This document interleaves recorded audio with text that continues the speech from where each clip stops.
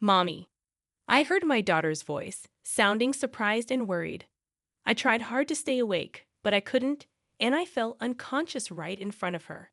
When I woke up, I was in a hospital bed. My daughter was holding my hand tightly, not wanting to leave me alone. I felt bad for scaring her. I was about to say sorry when she spoke first. Mommy, the baby in your tummy says they don't want Daddy to erase them.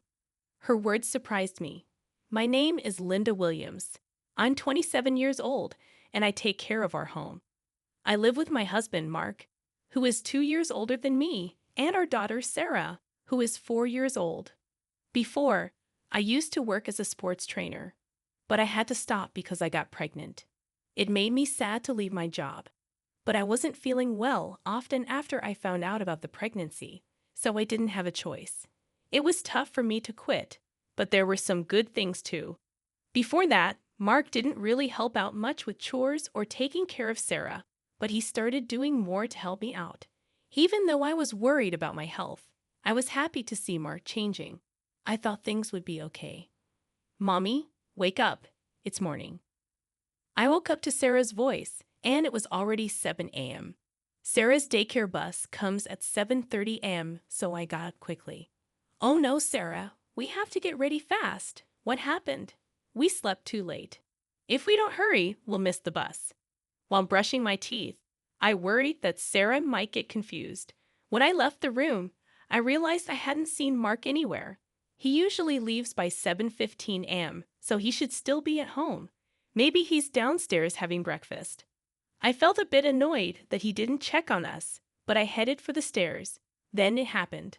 I slipped, and for a moment, I felt like I was flying through the air. I'm going to fall.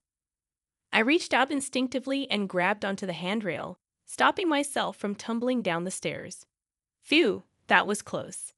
I immediately put my hand on my stomach, but I didn't hit it, and it didn't hurt. Just as I let out a sigh of relief, Sarah, looking worried, rushed over. Mommy, are you okay? I'm fine, honey. Sorry for scaring you. I reassured Sarah as I hugged her tightly. Then Mark, hearing the noise, hurried over from downstairs. What happened? I slipped and almost fell down the stairs. Whoa, be careful. I'm sorry, but it felt like the floor was really slippery and… Wait a minute. I noticed that the floor looked cleaner than usual. I hadn't noticed before, but the wooden floor in the hallway was shining, like someone had polished it. Mark then explained in a flustered tone. All right, I waxed the floor last night. Waxed? Why did you suddenly decide to do that? I noticed it while cleaning the floor, but I guess I got a little too excited. I'm sorry, Mark explained. Oh, I see. I was surprised that he had waxed the floor, something he had never done before. But lately, he had been helping out a lot more with chores around the house. So maybe he was starting to notice the little things. Once men start paying attention to details, they just can't stop, can they? Even though it seemed a bit strange, I decided not to worry about it. A few days later, on a Sunday, Mark had to work, so I took Sarah to the park by ourselves. Before, I used to run around and play with Sarah, but I couldn't do that now. I watched Sarah happily playing on the swing, with a water bottle Mark had prepared for me in my hand. Who would have thought that Mark would start preparing things like a water bottle for me? When Sarah was born, Mark wasn't interested in anything at home. It still makes me emotional when I think about it. He didn't seem interested in Sarah either, so whenever I talked to him about it, he got upset, and he started coming home from work later and later. The fact that he now prepares a water bottle for me is still surprising, but it makes me really happy. Thinking about this and feeling a bit thirsty, I decided to take a sip of the tea Mark had made for me. Then, Mommy, Sarah called out suddenly. After drinking about a quarter of the bottle, I suddenly felt dizzy and started to feel unsteady on my feet. I held onto the swing's fence for support, but even then, I could feel myself getting weaker, and it was hard to stay standing. Mommy, what's happening? Help, Mommy! I heard Sarah's voice, sounding surprised and worried. I tried my best to stay conscious, knowing that if I fainted, Sarah would be left alone.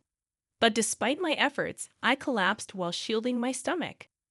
When I woke up, the first thing I saw was the bright white ceiling above me.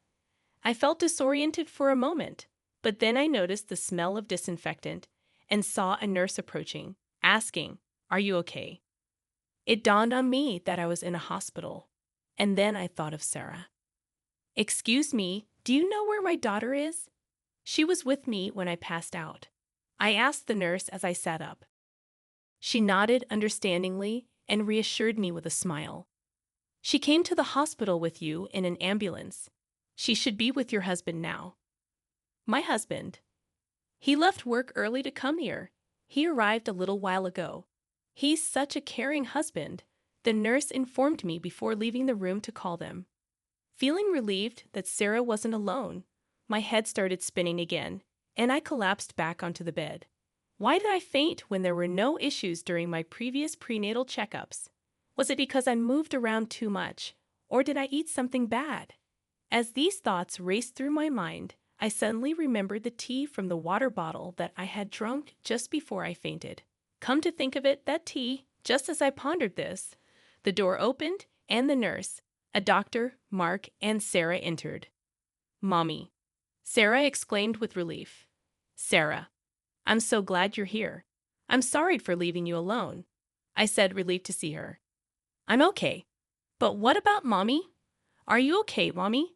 Sarah asked, sounding worried. "Yeah, I'm feeling better now," I reassured her, patting her head as she rushed over to me. The doctor smiled beside me. In the end, the doctor decided that I needed to stay in the hospital for 2 or 3 days. After they finished examining me, both the doctor and the nurse left the room. Mark said, "I'll go get a drink," and he left too.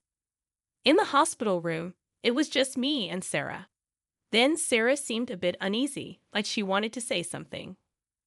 "What's on your mind, Sarah?" I asked. "Mommy, can you promise not to tell Daddy a secret?"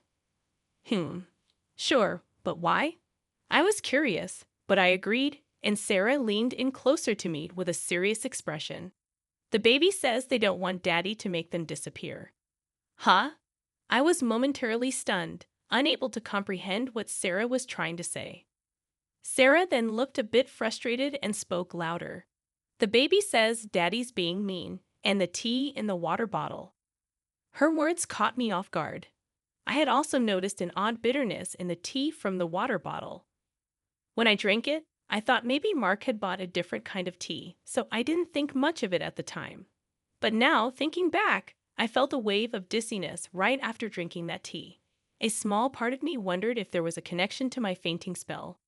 "But what does it mean?" the baby is saying. "Hey, Sarah. Sorry I took so long. The cafeteria was busy." Mark interrupted as he walked back into the room. I was so surprised by his sudden appearance that I couldn't bring myself to ask Sarah further about what she meant. Sarah seemed uncomfortable and buried her face in the bed. "Is everything okay?" Mark asked, noticing the tension in the room. "Nah, it's nothing," I replied, trying to brush off the tension. "Well, whatever. I'm heading home for today. I have work tomorrow. Just rest up, okay?" Mark said as he took Sarah's hand and left. Sarah hesitated for a moment before following him.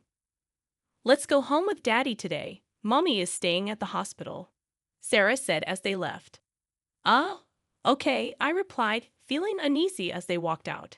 I couldn't shake off the worry about Sarah, but there wasn't much I could do at the moment. I just had to focus on getting discharged as soon as possible and settled back into bed. But Sarah's unsettling words lingered in my mind, making it hard to sleep. 3 days later, I was discharged from the hospital while my husband was at work, so my friend Kimberly came to pick me up. Kimberly was a friend from the gym where I used to work, and she had been looking after me since I had to quit due to my health condition. "I was shocked to hear you fainted, but you seem to be doing much better than I thought. I've been sleeping so well in the hospital that I feel much better. I'm glad. I was worried because you're pregnant," Kimberly said as we talked in the car on our way home. As we chatted, I couldn't shake off a feeling of unease. I had been feeling tired and foggy-headed lately, but surprisingly, I started feeling better after just a few days in the hospital. It struck me that the only significant change during that time was that I had been taking a break from household chores and childcare, and I had been eating balanced meals in the hospital.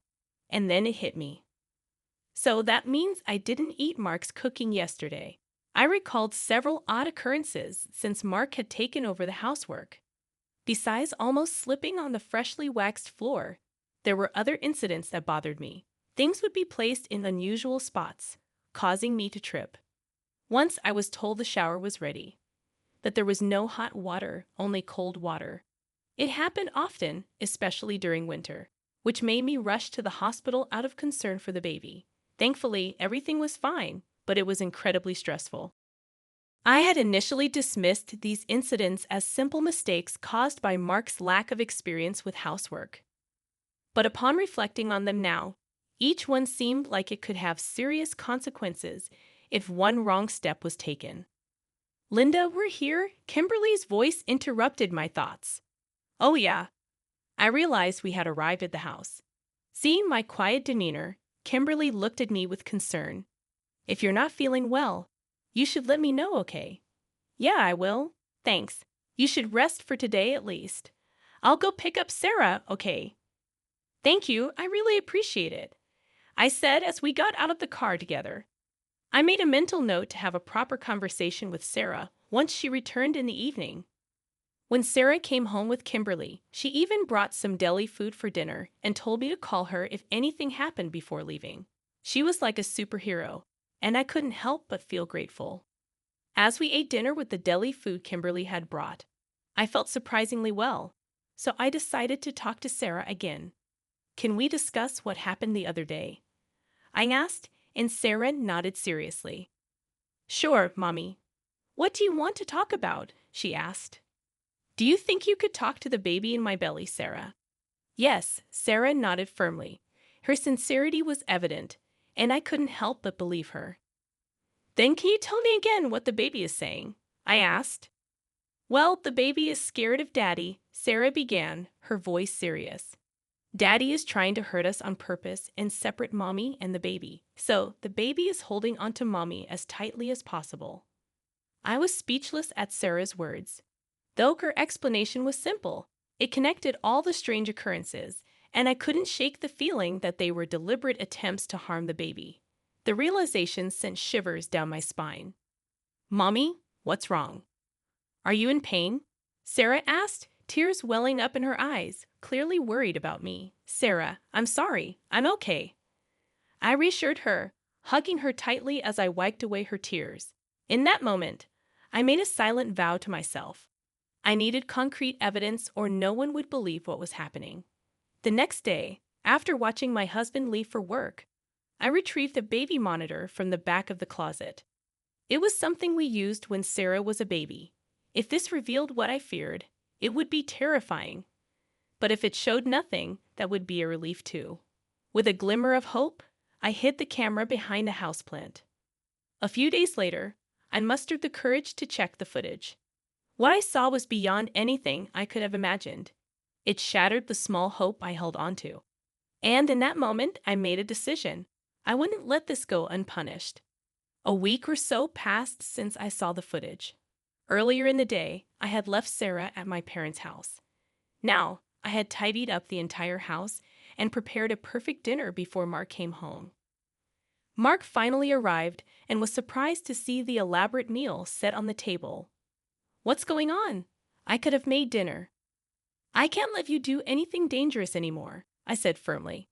"Huh? What do you mean?" Mark asked, a hint of caution in his eyes. "I mean exactly what I said. What have you been feeding your pregnant wife all this time? I don't understand it at all." "My health has improved significantly since I stopped eating your cooking for the past week," I explained, my tone serious. Mark seemed slightly shaken by my words. As I continued to speak, I noticed his expression shifting.